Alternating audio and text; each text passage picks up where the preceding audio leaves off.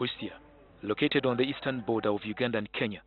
The district, with an estimated 320,000 residents, is a significant business hub. Busia town is the heart of the district. Daily, Busia, Uganda and Busia, Kenya attract many businesses and commercial traffic. Hundreds of buses and trucks laden with goods. It is a common sight of people going about their daily trade in crops, building hardware, clothes and food. The taxman processing paperwork, truck drivers roaring their heavy engines all over, smugglers looking out for unguarded paths, and children moving leisurely on the streets. Busia town is a dingy and dirty habitat, sheltering one of the worst evils in human history, child sacrifice. N'owulira nti omwana ekitundu kiri eyo ku Red Cross bamusaze bwe bityo bituwulira naye nga naawe oba totegeera ngeri ki omwana gy'abuzeemu. Horrific stories abound here of missing children and others whose dead bodies were found badly severed, with some parts missing. Child sacrifice is a ritualistic killing with the intention to appease a god or supernatural being to give one their desired results. This cruel act has been opposed throughout human history. Ancient cultures like Maya and Aztec believed in this form of human sacrifice. The Bible has a number of incidents where children were sacrificed. The book of 2 Kings chapter 3 shows Mesha, the king of Moab, who revolted against Israel. When he felt that he was losing the battle, verse 27 says, he took his firstborn who was to succeed him as king and offered him as sacrifice at the city wall. In the book of Judges chapter 11 verses 30 and 31, Jephthah, who was a judge and commander who led Israel in a battle against Ammon, makes a vow to God saying, if you give the Ammonites into my hands, whatever comes out of the door of my house to meet me when I return in triumph from the Ammonites will be the Lord's, and I will sacrifice it as a burnt offering. When Jephthah returned home in victory, his daughter was the first to come out of the house, and in verse 39, he offered her as a sacrifice. The booming trade in Busia town and the fast-paced cross-border trade would make one think that Busia is all about that. But a racket of unknown people are hell-bent on turning this business hub into a depository of evil. Merciless killers driven by superstition and insatiable greed to make money in the shortest time prowl Busia streets and the deepest of villages in search for children to kidnap and kill. Nze kisache kirowooza nti kubanga manyi nti omuntu waba akola okufuna sente kiva muntu yoze nakukola. Some children have been lucky though not to land in their bloodied hands. March 2016. Solomon Nabuma almost lost her son Emma Denya to kidnappers. How are you? You're fine.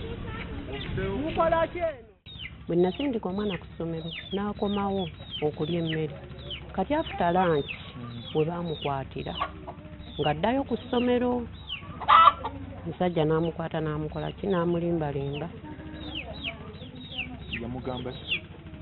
Yamugamba nti nze ndi taatawo ndi muganda wa taatawo kati awo n'amukwata ku mukono.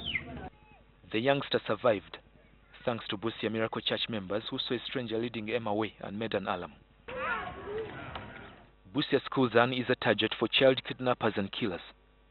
When you make a snap check in the municipality, you will see that children as young as 3 move on their own to and from school. Hundreds of children are on the road in the morning, midday and evening. Others roam the streets and the small paths on the outskirts of the town. In early 2015, Madibira Primary School in Busia municipality recorded 2 incidents of kidnap. 2 of their female students are taken by unknown women in a saloon car and later abandoned in Namayemba in neighboring Bujiri district. They didn't know how they reached there. They were sedated, given chloroform, something like that? I think so. And we could not get any information from them because they just can't tell us anything, what happened. They are very green, they were very green. Because there are some schools where parents normally come and pick their children. But we are putting this to attention of the administration and the teachers to always be keen on who is picking the child from school. So we have that program of going to schools, going to churches, congregations, any other gathering. In March 2016, Hassan Wesamba, a pupil in the same school, was also kidnapped. He was killed when his father failed to raise a 10 million shilling ransom. The story of Wesamba is intriguing, as we shall see later. Some children have gone missing without trace. In the morning of 22nd October 2014, 2-year-old Jeremiah Wantono was taken by unknown people from his father's shop. Canon Ojambo and his wife launched a desperate search. At one point they thought they had the kidnapper arrested. They had engaged police flying squad, only to realize that the alleged kidnapper was a joker trying to extort money from the desperate parents.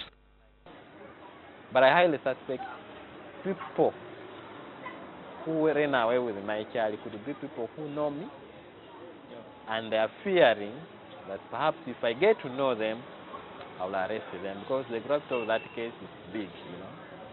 It is now more than a year since Jeremiah disappeared. Ojambo, his wife and their 4-year-old daughter have not given up hope of seeing baby Jeremiah again in good health. Ojambo's story and other stories by victims expose the inefficiencies by the police. The legal requirement for the police to seek a court order before monitoring a suspect's phone constrains investigation. The story of Hassan Wesamba, a 12-year-old boy who was killed in March, could probably help police learn more about these kidnappers and killers.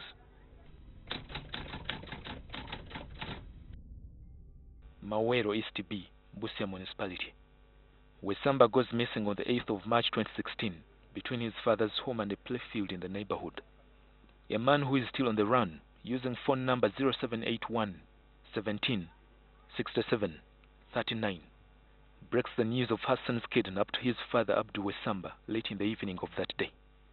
Nabatukubira esimu kawongezi ti omwana tumulina tuna abaana 18 abantu bajje Ntololo abantu bajje Majanji tuli kubatwala Kenya okubatundamu kati owuono kyo mukisa omulungi oli muzadde ngafu twagala otuwe sente tumukulekere. The kidnappers then demand 10 million shillings as ransom to release the boy, but the father could only afford 3 million shillings. Abdu Wesamba and his wife had spent a fortune in the campaigns to ensure she retains her seat in the Busia Municipal Council. Kati awo ne bangamba nti bo bennyini ku ssimu nti togeeza kugenda ku poliisi. 11 p.m. Wesamba ignores the kidnappers' warning against tipping police, and he heads to Busia police station to record a statement. Unknown to the desperate father all along, the kidnapper was trailing him, recording every movement he made. Mukama nenzikiriza nti kituufu bukya. The police told Wesamba to raise some 200,000 shillings to enable them seek a court order to track the kidnapper's phone.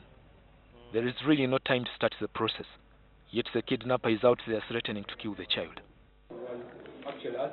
And you can even also look at the cost, even if it is the 50 or 100,000, but in Busia you may not get it.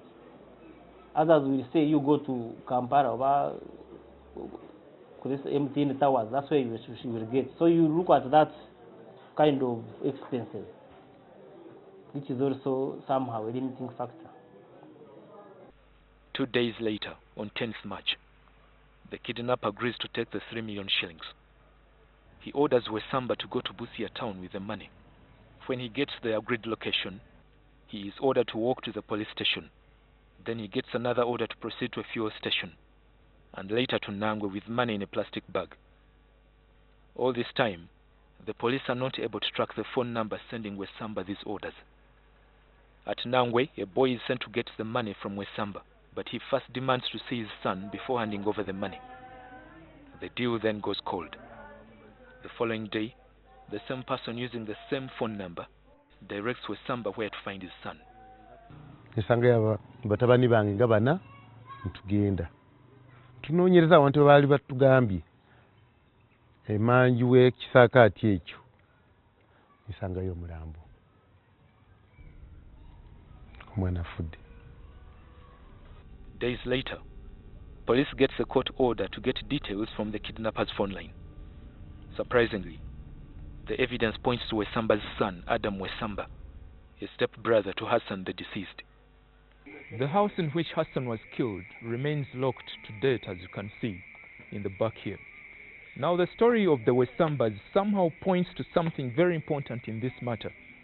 It is possible the kidnappers know their likely victims very well. They know their movements, they know their phone numbers, literally they know everything about them before they undertake the kidnapping. During such a time, Yes, residents are saying it is important to protect their children. But from who? And how can they do it? In part 2, we shall look at why criminals seem to have found it easier to execute their heinous acts in Busia. We shall also tell the intriguing stories of Shafika Nachisiga and Justin Amuchere, whose bodies were found with some organs missing. Frank Walisembi, NTV.